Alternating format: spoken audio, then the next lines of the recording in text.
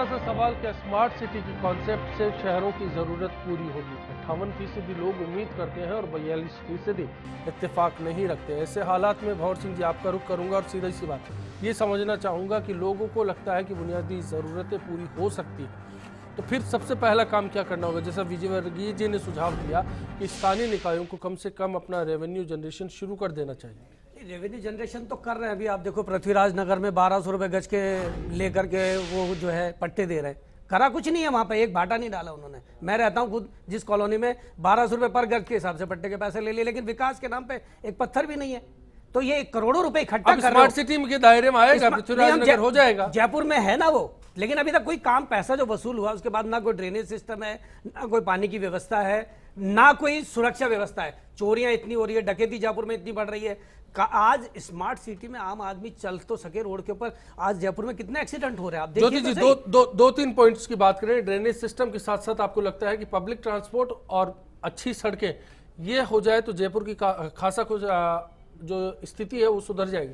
या फिर किसी और शहर की भी बात करें तो ये बुनियादी जरूरत तो देखिए निश्चित रूप से है। मैं तो ये कहना चाहूंगी, जब भी आप कोई प्रोजेक्ट लाते हैं, विजन आपका, आप बोल रहे हैं बहुत विजनरी हैं, चलिए हम मान भी लेते हैं, पर वो विजन स्पष्ट भी तो होना चाहिए। बहुत अच्छा लगता है वेंकैया नायडू जी 20 शहरों के साथ साथ एक प्रायोरिटी में प्रोजेक्ट तय भी कर देते कि इस शहर का सबसे पहले ये वाला प्रोजेक्ट लिया जा रहा है, जो सबसे पहले इस सब के तहत यहां से फंड आएगा और इस प्रोजेक्ट को अमली जामा पहनाया जाएगा।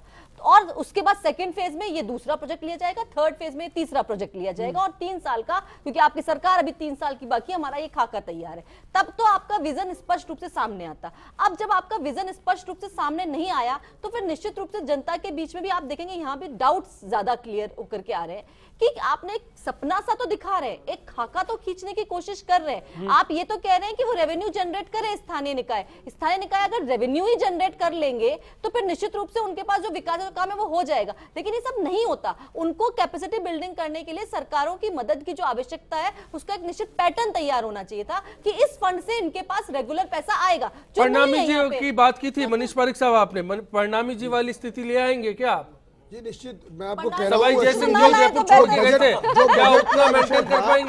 जो बजट का परसेंटेज ऑफ बजट एक्सपेंडिचर की बात हो रही थी, मैंने उसके लिए कहा था जब कांग्रेस पार्टी की सरकार थी और जो लास्ट बजट ज्योति जी जब मेयर थी तो उस समय 1100 करोड़ का बजट था और उसमें से 500 करोड़ भी खर्च नहीं हो पाए थे।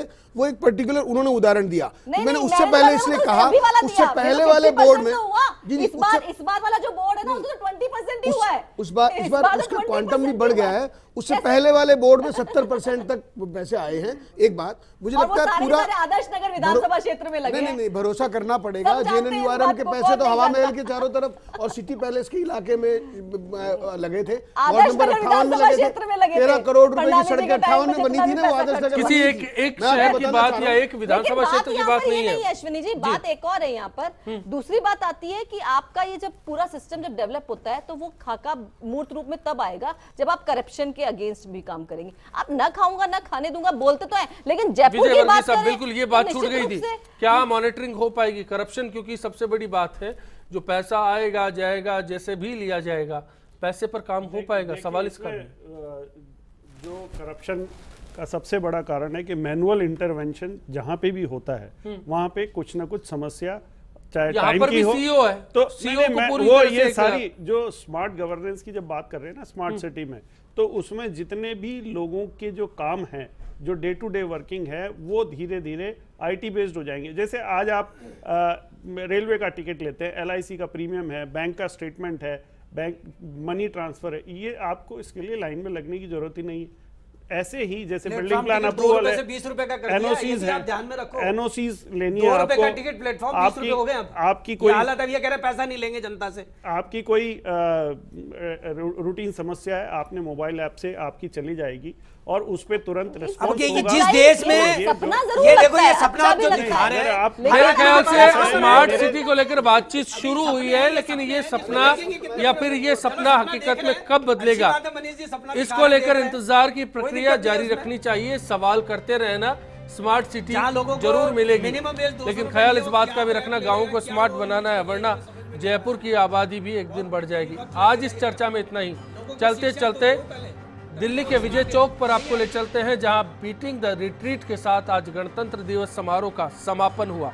एक साथ 36 बैंड जब परफॉर्म करते हैं तो नजारा कैसा होता है, आप भी देखिए चलते चलते। नमस्कार।